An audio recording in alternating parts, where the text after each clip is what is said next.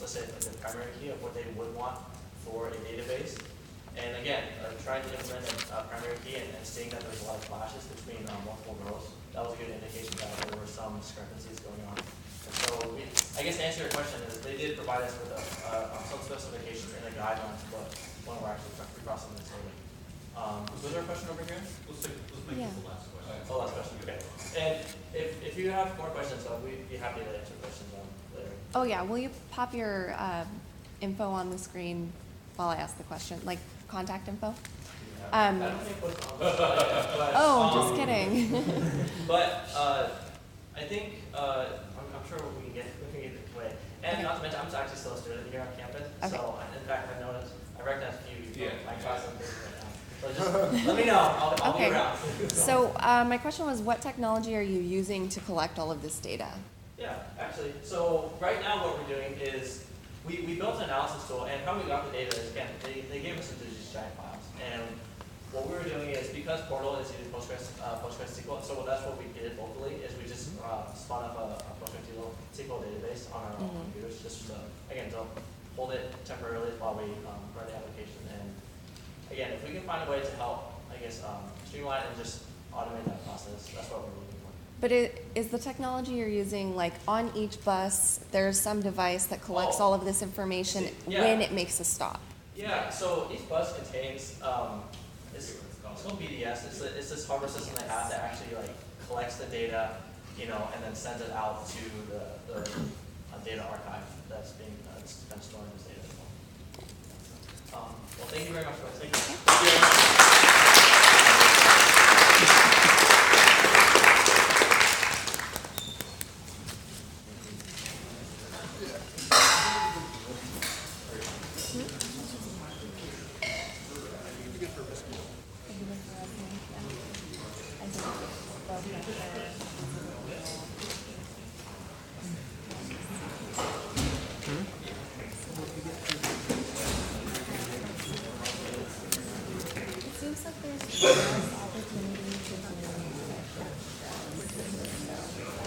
I cannot. Good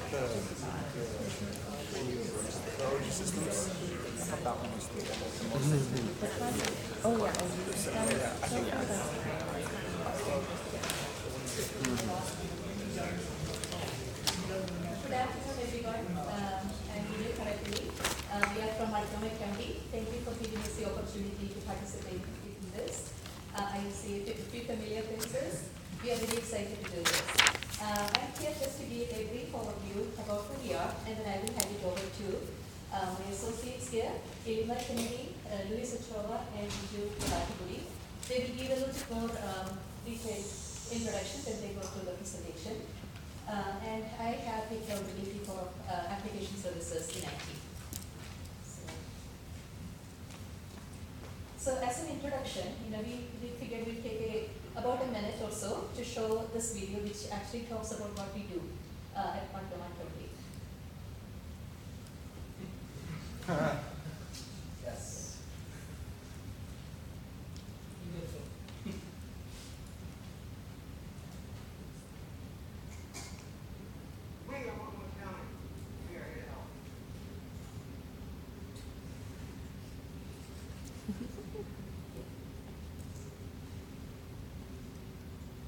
Turn on the captions.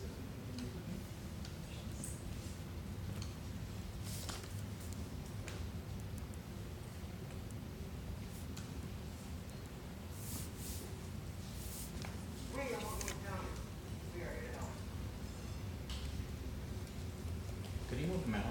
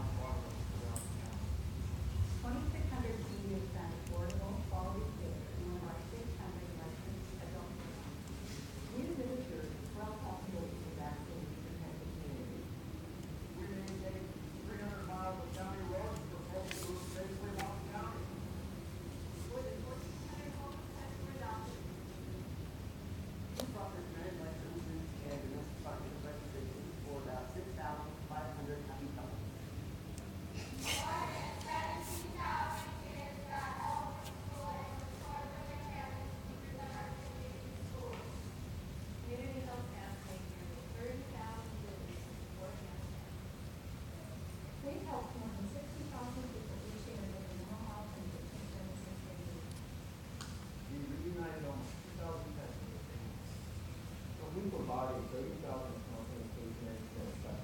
How would you spend it to compensate?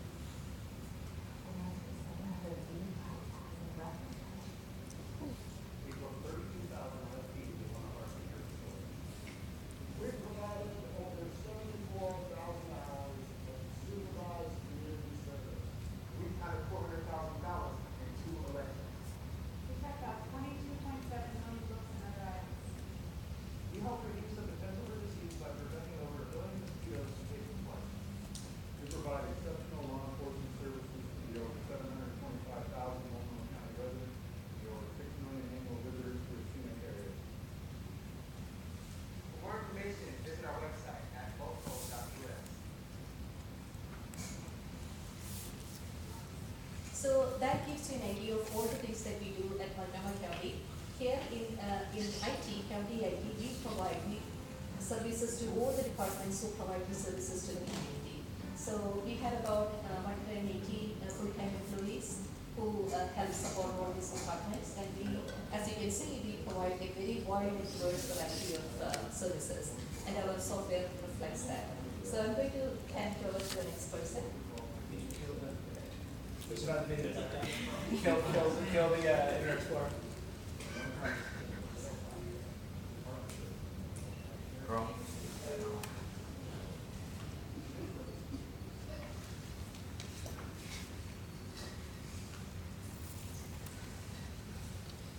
My name is Viju Kalaturi. I manage the database and platform services team.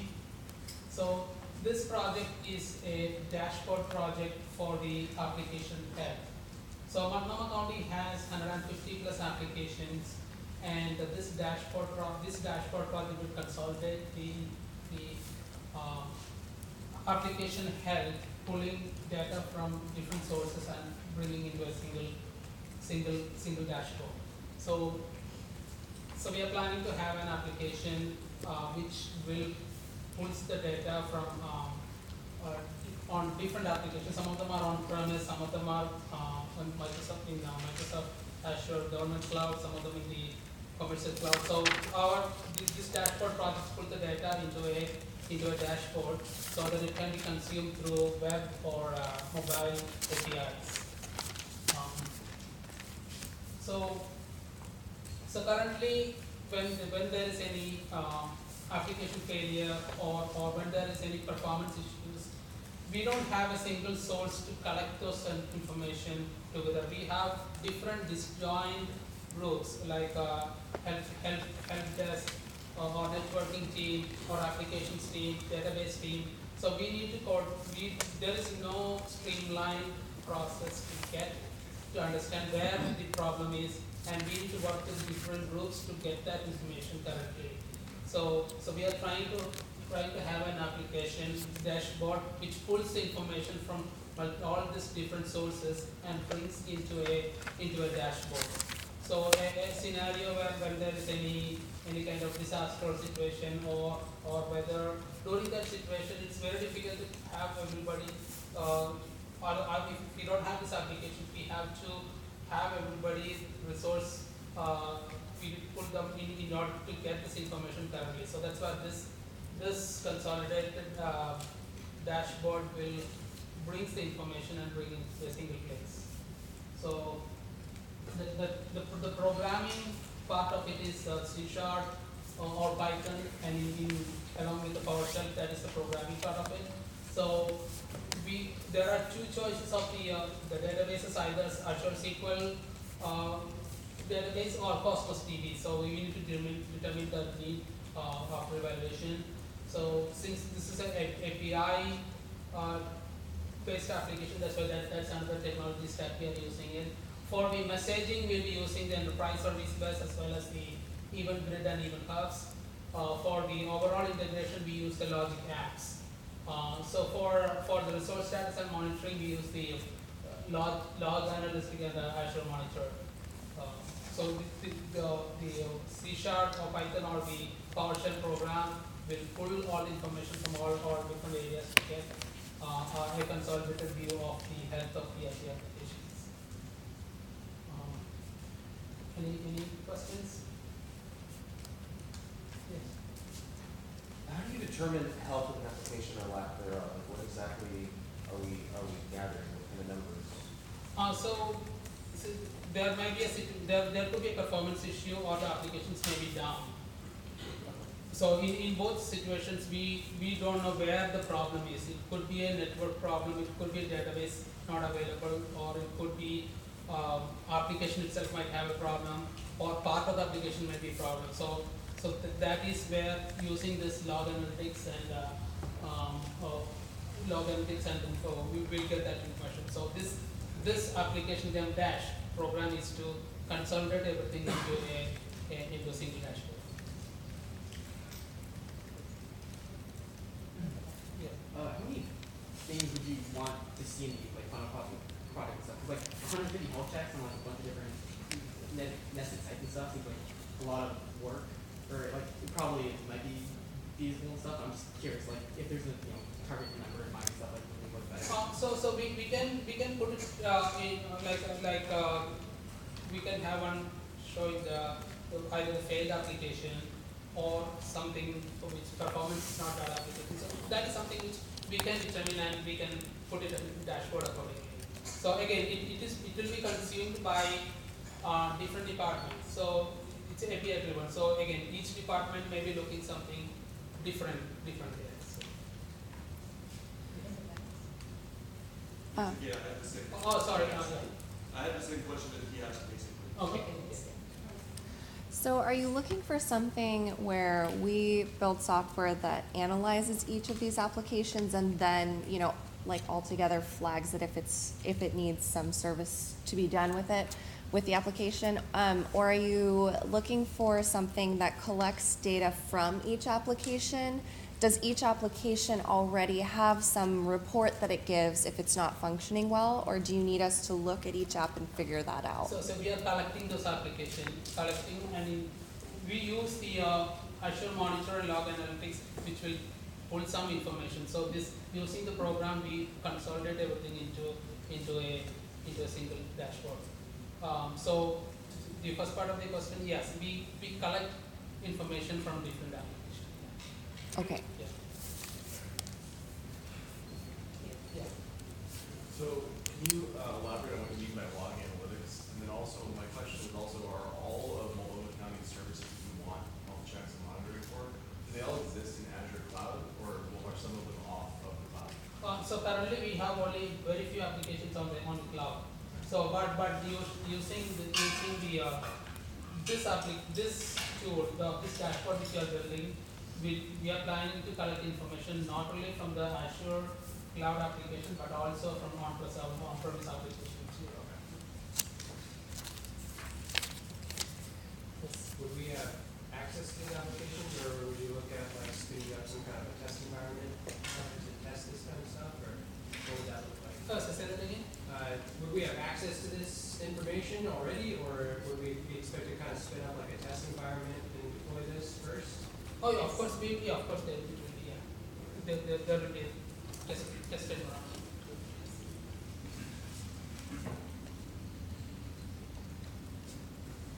Just to follow up to his question specifically, are you providing a test environment, or is that something you want us to create ourselves? So we will provide the test environment. Thank you. Any other questions? All right, let's move on to the next one then. Thank you, Vijay.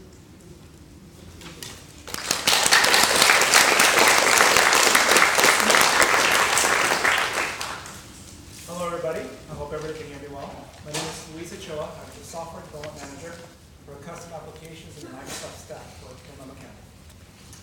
What I'd like to present to you today is a project that is called Multnomah County IDD Provider Attention Automation. It's a mouthful. IDD stands for Intellectual Developmental Disabilities. And so I'd like to introduce, first of all, our executive sponsor, we'll do it properly.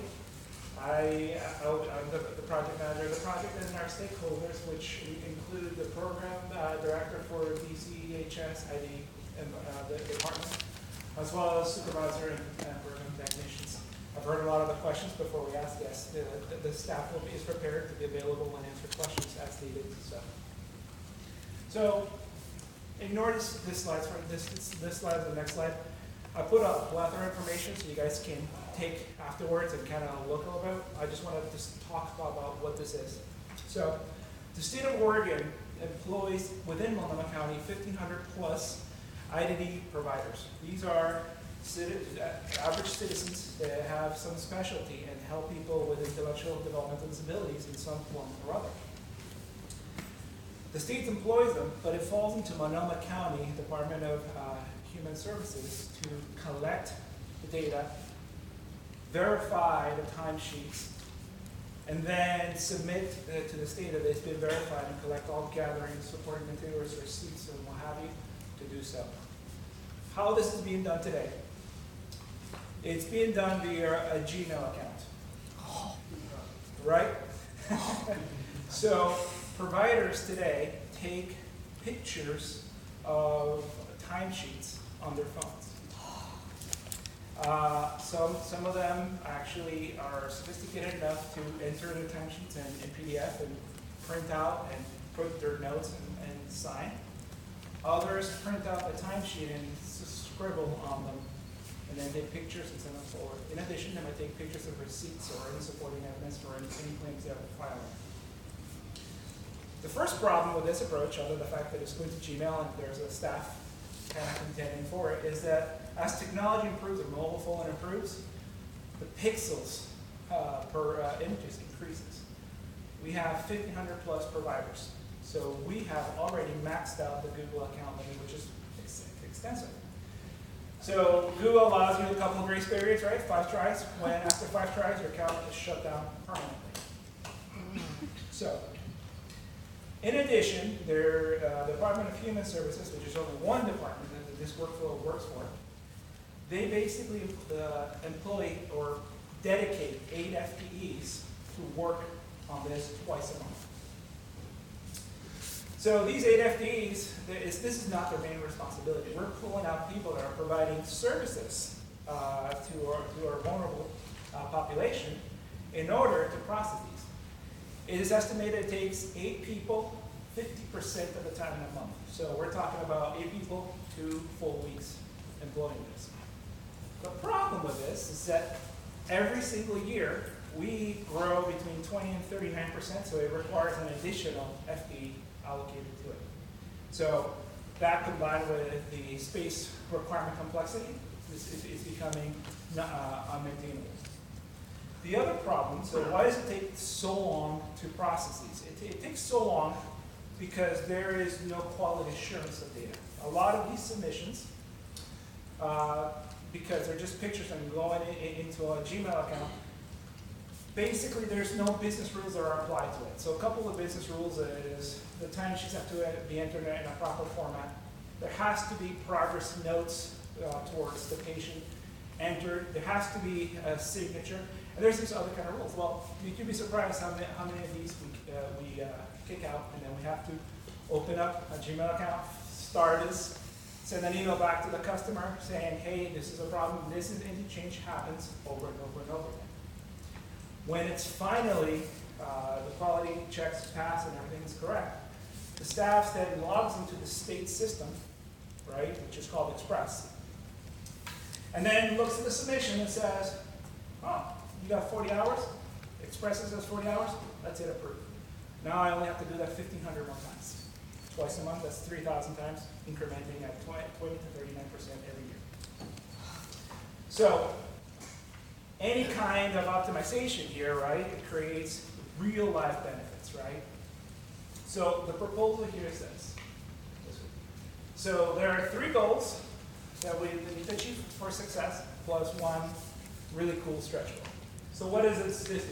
The first goal is to create a PWA, or Progressive Web Application, that's mobile ready, and it's leveraging AI services either from AWS or Azure to take a picture and transcribe both written and printed text into a form. In addition to that, the form will run all submissions through a set of business rules to guarantee, we'll say, not say 100%, we'll say we'll aim for 95% accuracy to a back-end database or system. So today, right, if you go to their offices, they have filing cabinets full, right? Imagine trying to find an overseas. We want to digitize them and put them in a SQL Server back-end database. That they can be annotated, they can be referenced and extracted to other locations to do reporting or what have you not. So that's the second goal. The third goal, which is the minimum for success, is to create a back-end system, web-based system, to receive all the submissions, right, and be able to do a quick spot check. And if there's a problem, I like to be able to say, kick it back to them, flag it, right, and because it is no longer a Gmail, common Gmail file that everybody's logging in, it's a system, I should be able to say, hey, Lisa Chill, worked on this and lock it out so nobody else has access to it, right? And we can process a lot more efficient. By eliminating the errors by 95% of them, you have essentially freed 4 FTEs for that month. That's quite a bit of savings. Not only dollars for taxpayers, but also the quality of service that we provide to our citizens increases. But then there's the tedious task at the end of logging in 1,500 times and navigating into a particular entry in the state system, and then printing out the form and matching them together, and then if they match, submit. If not, then send another email back to the end user. Well, what we like to do is we like to employ robotic process automation to build a robot that gets all the entries, logs under the user's credentials into the state system, and then automatically navigates to the proper entry, matches it, and if it does, it hits submit for them. And if it doesn't, it puts it into a queue where a Multnomah County staff member will then be alerted to pick it up and continue the workflow. This will free up, I'm not going to say 8 because that's 100% success ratio, but will free up at least 7 FTEs. Next year will be 9 FTEs and going forward to provide services to our vulnerable members of the population who require IDV services. Next slide. So the proposed solutions. So we work in the latest technologies. So we want C# and .NET Core. We tend to do everything in the cloud. We're not sure this is a cloud project, but starting current, but we'll target to the possibility to go on the cloud. We use HTML5, so for the PWA Progressive Web Apps. By the way, does everybody know what a Progressive Web App is? No, anybody doesn't know? All right, so a Progressive Web App, really quick. It's the next generation of mobile apps. So in the previous, when you write a native application, right, you have to write one for Google, one for Microsoft, or one for any other platform, Apple, that you want to create.